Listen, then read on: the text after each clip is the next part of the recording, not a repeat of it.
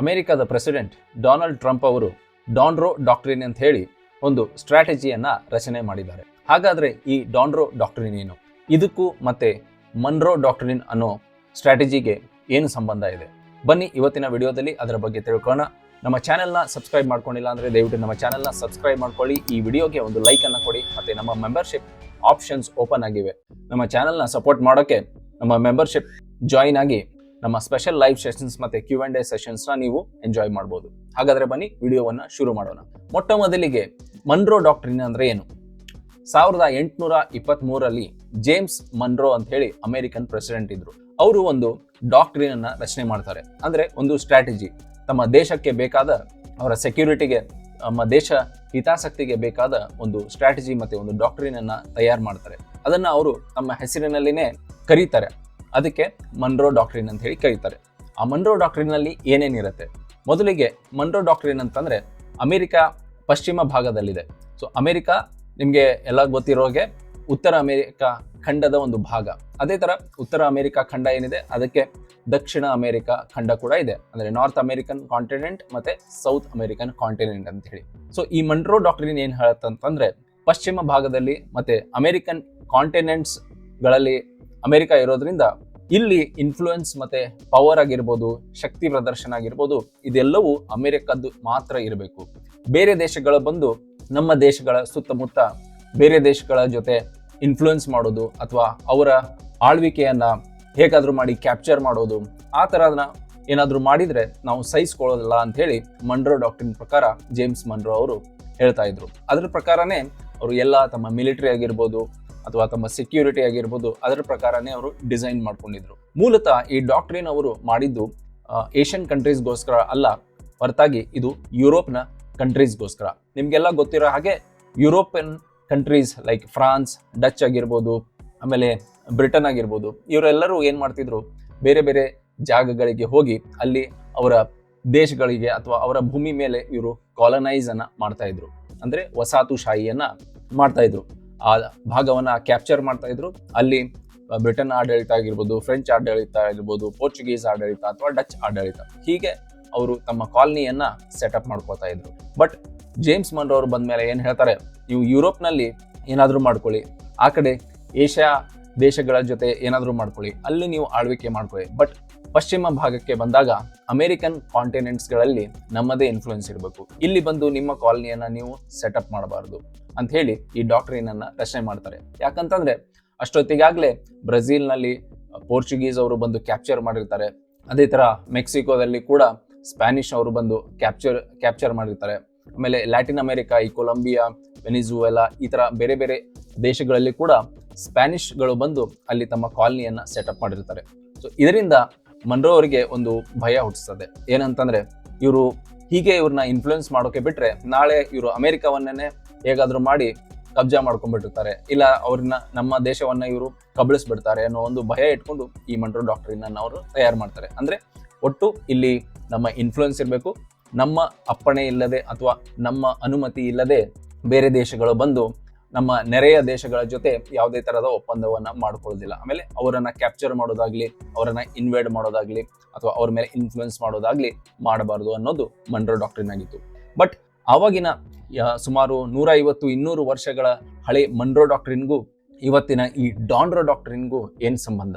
So ಈ ಡಾನ್ರೋ doctrine ಆ Munro doctrine ನ ಒಂದು ಹೊಸ ಅವತಾರ ಅಂತಾನೆ ನಾವು ಇಲ್ಲಿ ಕರಿಬಹುದು.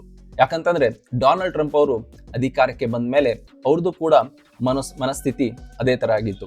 ನಮ್ಮ ದೇಶವನ್ನ ನಾವು, ನಮ್ಮ ಶಕ್ತಿಯನ್ನ ನಾವು ಕಾಪಾಡಬೇಕು ಅಂತಂದ್ರೆ ಇಲ್ಲಿ ಬೇರೆ ದೇಶಗಳಿಗೆ ಇಲ್ಲಿ ಬಂದು ಅವರ ಇನ್ಫ್ಲೂಯೆನ್ಸ್ ಅನ್ನ ಹರಡಿಸ್ಲಿಕ್ಕೆ ಬೀಳಬಾರ್ದು ಅನ್ನೋದು ಡೊನಾಲ್ಡ್ ಟ್ರಂಪ್ ಅವರ ಈ ಡಾನ್ರೋ ಡಾಕ್ಟ್ರಿನ್ ಕೂಡ ಹೇಳ್ತದೆ. ನಿಮ್ಗೆಲ್ಲ ಗೊತ್ತಿರ್ಬೋದು, ವೆನಿಜುವೆಲಾ ದೇಶ ಮೇಲೆ ಅಮೆರಿಕ ಅಟ್ಯಾಕ್ ಮಾಡಿದ್ದು. ಎಲ್ಲರೂ ಅದನ್ನ ವೆನಿಜುವೆಲಾ ದೇಶ ಮೇಲಿನ ಒಂದು ದಾಳಿ ಅಂತ ಹೇಳಿ ಪರಿಗಣಿಸಿದ್ರೆ, ಡೊನಾಲ್ಡ್ ಟ್ರಂಪ್ ಅವರ ಕಣ್ಣಿಗೆ ಇದು ಅವರ ಅಮೆರಿಕನ್ ಖಂಡಗಳಲ್ಲಿ ತಮ್ಮ ಇನ್ಫ್ಲೂಯೆನ್ಸ್ ಅನ್ನ ಕಾಪಾಡಿಕೊಳ್ಳೋದು. ಯಾಕಂತಂದ್ರೆ ವೆನಿಜುವೆಲಾ ದೇಶ ರಷ್ಯಾ ಮತ್ತೆ ಚೈನಾ ದೇಶಗಳ ಜೊತೆ ಒಳ್ಳೆ ಸಂಬಂಧವನ್ನ ಹೊಂದಿತ್ತು. ಈ ಕಾರಣಕ್ಕಾಗಿ ಅಮೆರಿಕಕ್ಕೆ ಇದನ್ನ ಸಹಿಸಿಕೊಳ್ಳಿಕ್ಕೆ ಆಗ್ಲಿಲ್ಲ. ಆಮೇಲೆ ಪನಾಮಾ ಅಂತ ದೇಶಗಳಲ್ಲಿ ಕೂಡ ಚೈನಾ ಬಂದು ಆ ಪನಾಮಾ ಕ್ಯಾನಲ್ ನಲ್ಲಿ ಸಾಕಷ್ಟು ಇನ್ಫ್ಲುಯೆನ್ಸ್ ಅನ್ನ ಹೊಂದಿತ್ತು. ಈ ಕಾರಣಕ್ಕೆ ಅಮೆರಿಕಾಗೆ ಸ್ವಲ್ಪ ಕಸಿವಿಸಿ ಆಗೋಕೆ ಶುರು ಆಯಿತು. ಇದನ್ನ ನಾವು ಹೀಗೆ ಮುಂದುವರಿಯೋಕೆ ಬಿಟ್ರೆ ನಾಳೆ ರಷ್ಯಾ, ಚೈನಾ ಅಥವಾ ಇವನ್ ಭಾರತದಂತ ದೇಶಗಳು ಕೂಡ ನಮ್ಮ ಸಮುದ್ರ ದಡಿಯಲ್ಲಿ ಬಂದು ಕೂತ್ಕೊಂಡ್ಬಿಡುತ್ತವೆ. ಅಥವಾ ನಮ್ಮ ಭಾಗದ ಏನು ಇನ್ಫ್ಲುಯೆನ್ಸ್ ಇರುವ ಜಾಗಗಳಿವೆ ಇಲ್ಲಿ ಬಂದು ಬೇರೆ ದೇಶಗಳು ಇನ್ಫ್ಲುಯೆನ್ಸ್ ಮಾಡೋಕೆ ಶುರು ಮಾಡಿದ್ರೆ ನಾಳೆ ಯುದ್ಧದ ಸಮಯದಲ್ಲಿ ನಮಗೆ ಬೇಕಾದ ಆಯಿಲ್ ಆಗಿರ್ಬೋದು ಅಥವಾ ಬೇರೆ ಯಾವುದೋ ಒಂದು ಕಮೋಡಿಟಿ ಆಗಿರ್ಬೋದು ಅದನ್ನ ಈ ದೇಶಗಳು ಕಂಟ್ರೋಲ್ ಮಾಡ್ತವೆ ಅನ್ನೋದು ಮತ್ತೆ ನಮ್ಮ ಶಿಪ್ಪಿಂಗ್ ರೌಟ್ಸ್ ಅಂದ್ರೆ ವ್ಯಾಪಾರ ಮಾಡುವ ಏನು ಶಿಪ್ಪಿಂಗ್ ರೂಟ್ ಇದೆ ಆ ಶಿಪ್ಪಿಂಗ್ ರೂಟ್ ಅನ್ನು ಕೂಡ ಈ ಬೇರೆ ದೇಶಗಳ ಕಂಟ್ರೋಲ್ ನಲ್ಲಿ ಇರ್ತವೆ. ಹೀಗಾಗಿ ಮುಂದೆ ನಮಗೆ ಒಂದು ದಿನ ಸಮಸ್ಯೆ ಬರ್ಬೋದು ಅಂತ ಹೇಳಿ ಡೊನಾಲ್ಡ್ ಟ್ರಂಪ್ ಕೂಡ ಅವರ ಇನ್ಫ್ಲುಯೆನ್ಸ್ ಅನ್ನ ಅವರು ಅಲ್ಲಿ ಹರಡ್ಲಿಕ್ಕೆ ಶುರು ಮಾಡ್ತಾರೆ.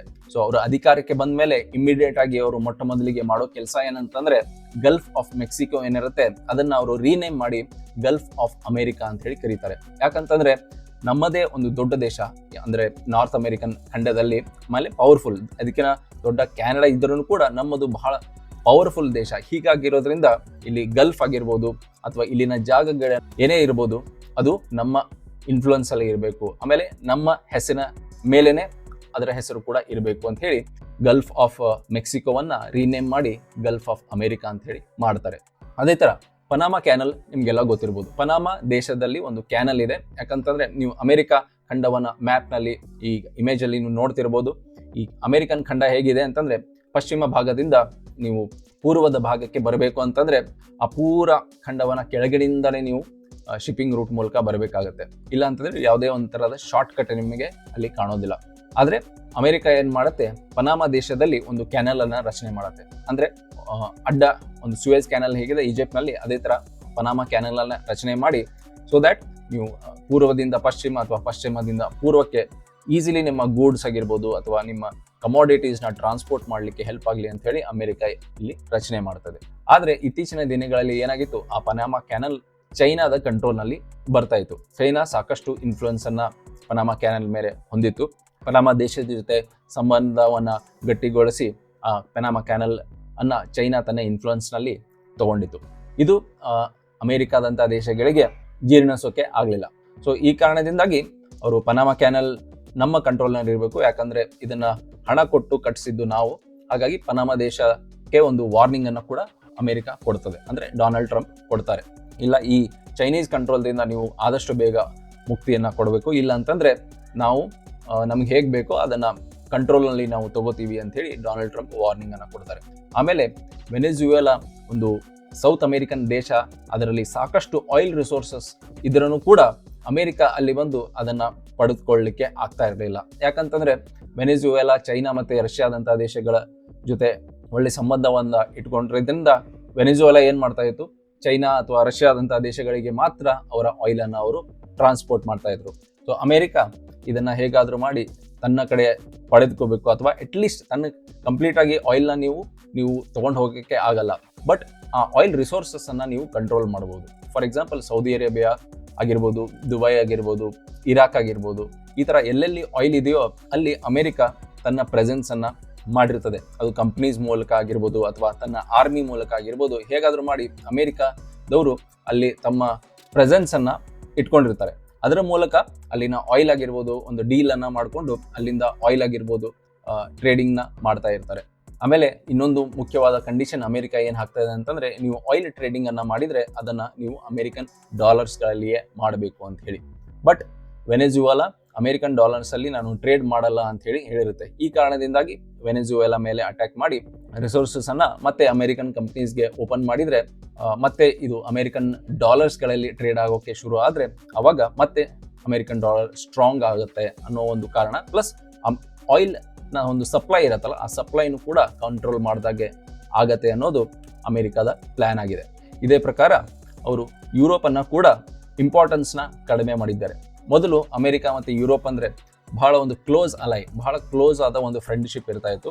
ಸೊ ಯುರೋಪ್ಗೆ ಏನಾದರೂ ಸಂಕಟ ಅಥವಾ ಸಣ್ಣ ಪುಟ್ಟ ಸಮಸ್ಯೆ ಬಂದಾಗ ಕೂಡ ಅಮೆರಿಕ ಬಂದು ನಿಂತು ಅದರ ಸಮಸ್ಯೆಯನ್ನ ಸಾಲ್ವ್ ಮಾಡ್ತಾ ಇತ್ತು ಅಥವಾ ಅದಕ್ಕೆ ಒಂದು ಪರಿಹಾರವನ್ನ ಕೊಡಿಸ್ತಾ ಇತ್ತು.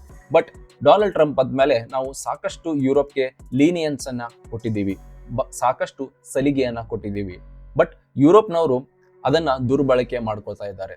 ಅಮೆರಿಕ ಏನೇನು ಆಪರ್ಚುನಿಟೀಸ್ ಕೊಡ್ತಾ ಇದೆಯೋ ಯುರೋಪ್ ಅದನ್ನ ಬಳಕೆ ಮಾಡಿಕೊಂಡು ಅಮೆರಿಕಾಗೆ ಇನ್ ರಿಟರ್ನ್ ಬಹಳ ಕಡಿಮೆ ಹಣ ಆಗಿರ್ಬೋದು ಅಥವಾ ಬೆನಿಫಿಟ್ ಆಗಿರ್ಬೋದು ಕೊಡ್ತಾ ಇದೆ ಅಂತ ಹೇಳಿ ಡೊನಾಲ್ಡ್ ಟ್ರಂಪ್ ಅವರ ಕಂಪ್ಲೇಂಟ್ ಆಗಿತ್ತು. ಸೊ ಈ ಕಾರಣಕ್ಕೆ ಅವರು ಅಧಿಕಾರಕ್ಕೆ ಬಂದ ಮೇಲೆ ತೆಗೆದುಕೊಂಡ ಒಂದು ನಿರ್ಧಾರ ಏನಪ್ಪಾ ಅಂತಂದ್ರೆ, ಇನ್ಮೇಲೆ ರಷ್ಯಾ ಮತ್ತೆ ಯುಕ್ರೇನ್ ವಾರದಲ್ಲಿ ಅಮೆರಿಕ ಏನು ದುಡ್ಡನ್ನ ಏಡ್ ಮೂಲಕ ಕೊಡ್ತಾ ಇತ್ತು ಆ ದುಡ್ಡನ್ನ ನಿಲ್ಲಿಸೋದು ಅವರ ಮುಖ್ಯವಾದ ಗುರಿಯಾಗಿತ್ತು. ಪ್ಲಸ್ ಅದನ್ನ ಇಮಿಡಿಯೇಟ್ ಆಗಿ ನಿಲ್ಲಿಸೋದು ಅಷ್ಟೇ ಅಲ್ಲ, ಮುಂದೆ ಏನಾದ್ರೂ ವೆಪನ್ಸ್ ಖರೀದಿ ಆಗಿರ್ಬೋದು ಅಥವಾ ಈ ಯುದ್ಧಕ್ಕೆ ಏನೇ ಹಣದ ಸಹಾಯ ಆಗಿರ್ಬೇಕು ಅದನ್ನ ಯುರೋಪೇ ಭರಿಸಬೇಕು. ಅಮೆರಿಕ ಇದರಲ್ಲಿ $1 ಕೂಡ ಖರ್ಚು ಮಾಡೋದಿಲ್ಲ ಅನ್ನೋದು ಖಡಾಖಂಡಿತವಾಗಿ ಡೊನಾಲ್ಡ್ ಟ್ರಂಪ್ ಅವರು ಹೇಳಿರ್ತಾರೆ.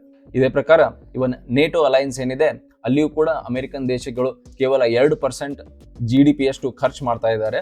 ಅದನ್ನ ನಾನು 5% GDP ಅಷ್ಟು ನೀವು ಪೇ ಮಾಡಿದ್ರೆ ಮಾತ್ರ ಈ ನೇಟೋ ಅಲಯನ್ಸ್ ಅನ್ನ ನಾನು ಮುಂದುವರಿಸ್ತೀನಿ, ಇಲ್ಲ ಅಂತಂದ್ರೆ ಈ ನೇಟೋ ಅಲಯನ್ಸ್ ನನಗೆ ಬೇಡವೇ ಬೇಡ, ನಿಮ್ಮ ಸುರಕ್ಷತೆಯನ್ನೇ ನೀವೇ ನೋಡ್ಕೋಬೇಕು ಅಂತ ಹೇಳಿ ಡೊನಾಲ್ಡ್ ಟ್ರಂಪ್ ಯುರೋಪಿಯನ್ ದೇಶಗಳಿಗೂ ಕೂಡ ಹೇಳ್ತಾರೆ. ಸೊ ಅದೇ ಪ್ರಕಾರ ಈಗ ಅವ್ರೇನು ಹೇಳ್ತಾರೆ, ಇಲ್ಲ ನಾನು ಸಾಕಷ್ಟು ದೇಶಗಳ ಜೊತೆ ಮಾತಾಡಿ ಅವರು 2% ಇಂದ 5% ಅಷ್ಟು ನೇಟೋ ಅಲಯನ್ಸ್ಗೆ ಕಾಂಟ್ರಿಬ್ಯೂಟ್ ಮಾಡಬೇಕು ಅನ್ನೋದನ್ನ ಹೇಳಿದ್ದೀನಿ, ಅವರು ಆಗ್ಲೇ ಕಾಂಟ್ರಿಬ್ಯೂಟ್ ಮಾಡ್ತಾ ಇದ್ದಾರೆ ಅಂತ ಹೇಳಿ ಇತ್ತೀಚೆಗೆ ಡೊನಾಲ್ಡ್ ಟ್ರಂಪ್ ಅವರು ಕೂಡ ಸ್ಟೇಟ್ಮೆಂಟ್ ಅಲ್ಲಿ ಹೇಳ್ತಾರೆ.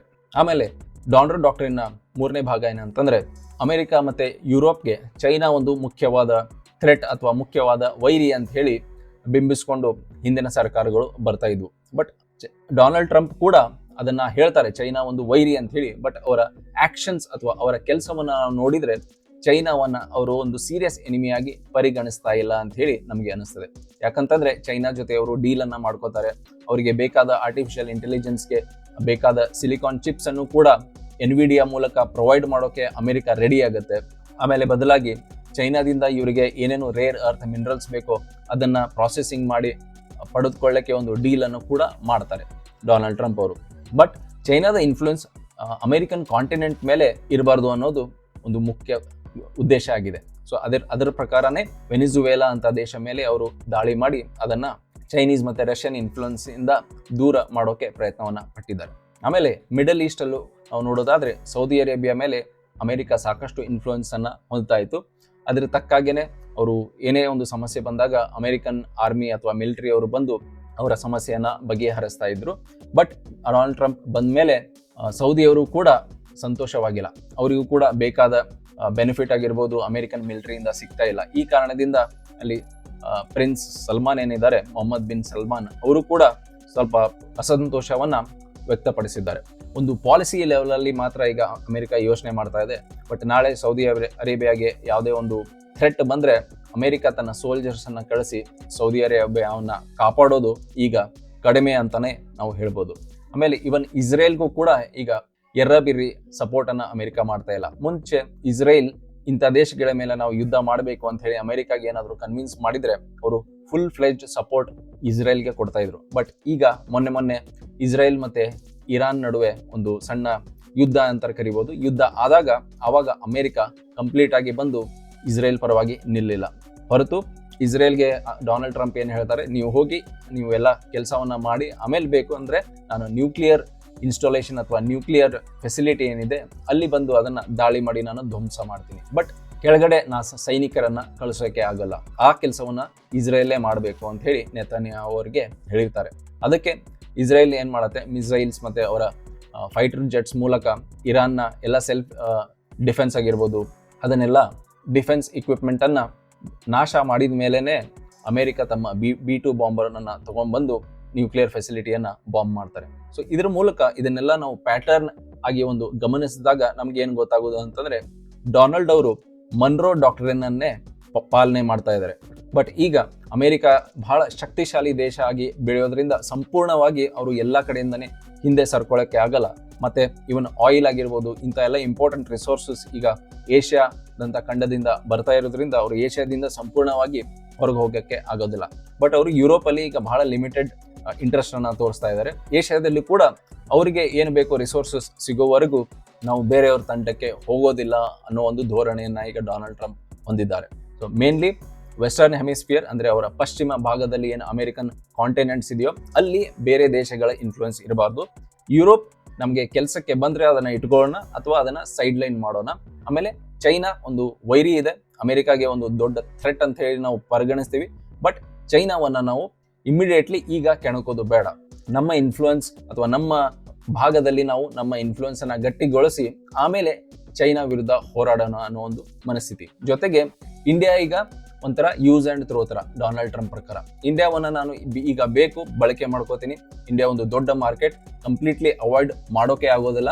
ಬಟ್ ಅವರು ಮಾರ್ಕೆಟ್ ಓಪನ್ ಮಾಡಲಿ, ನಾನು ಅಮೆರಿಕನ್ ಕಂಪ್ನೀಸ್ಗಳಿಗೆ ಅಲ್ಲಿ ಕಳಿಸಿ ಬಿಸ್ನೆಸ್ ಅನ್ನ ಮಾಡ್ತೀನಿ. ನನಗೆ ಬಿಸ್ನೆಸ್ಗೆ ಮಾತ್ರ ಇಂಡಿಯಾ ಬೇಕು, ಅದು ಬಿಟ್ಟು ಬೇರೆ ಕೆಲಸಕ್ಕೆ ನನಗೆ ಇಂಡಿಯಾ ಬೇಡ ಅನ್ನೋ ಒಂದು ಧೋರಣೆಯನ್ನ ಡೊನಾಲ್ಡ್ ಟ್ರಂಪ್ ಹೊಂದಿದ್ದಾರೆ. ಸೊ ನೋಡಿದ್ರಲ್ಲ ಫ್ರೆಂಡ್ಸ್, ಇದು ಡೊನಾಲ್ಡ್ ಟ್ರಂಪ್ ಅವರ ಮನ್ರೋ ಡಾಕ್ಟ್ರಿನ್, ಅಥವಾ ಶಾರ್ಟ್ ಆಗಿ ಇದನ್ನ ಡಾನ್ರೋ ಡಾಕ್ಟ್ರಿನ್ ಅಂತ ಹೇಳಿ ನಾವು ಕರಿತೀವಿ. ಇದು ಇವತ್ತಿನ ವಿಡಿಯೋ ಆಗಿತ್ತು. ಈ ವಿಡಿಯೋ ನಿಮಗೆ ಇಷ್ಟ ಆದ್ರೆ ಈ ವಿಡಿಯೋಗೆ ಒಂದು ಲೈಕ್ ಅನ್ನ ಕೊಡಿ. ನಮ್ಮ ಚಾನೆಲ್ನ ನೀವೇನು ಸಬ್ಸ್ಕ್ರೈಬ್ ಮಾಡ್ಕೊಂಡಿಲ್ಲ ಅಂದ್ರೆ ದಯವಿಟ್ಟು ನಮ್ಮ ಚಾನೆಲ್ನ ಸಬ್ಸ್ಕ್ರೈಬ್ ಕೂಡ ಮಾಡಿ. ನಮ್ಮ ಮೆಂಬರ್ಶಿಪ್ ಆಪ್ಷನ್ಸ್ ಓಪನ್ ಆಗಿದೆ. ನಮ್ಮ ಚಾನೆಲ್ಗೆ ಸಪೋರ್ಟ್ ಮಾಡೋಕೆ ನೀವು ನಮ್ಮ ಮೆಂಬರ್ ಆಗಿ ಜಾಯಿನ್ ಆಗ್ಬೋದು. ಮತ್ತೆ ಇಲ್ಲಿ ಸ್ಪೆಷಲ್ ಲೈವ್ ಸೆಷನ್ಸ್ ಮತ್ತೆ Q&A ಸೆಷನ್ಸ್ನ ಅಟೆಂಡ್ ಮಾಡಿ ನಿಮ್ಮ ಕ್ವೆಶನ್ಸ್ನ ಲೈವ್ ಅಲ್ಲಿ ನನಗೆ ಕೇಳ್ಬೋದು. ಸೊ ಮುಂದಿನ ವಿಡಿಯೋದೊಂದಿಗೆ ಮತ್ತೊಮ್ಮೆ ಸಿಗ್ತೀನಿ. ಅಲ್ಲಿವರೆಗೂ thank you all for watching.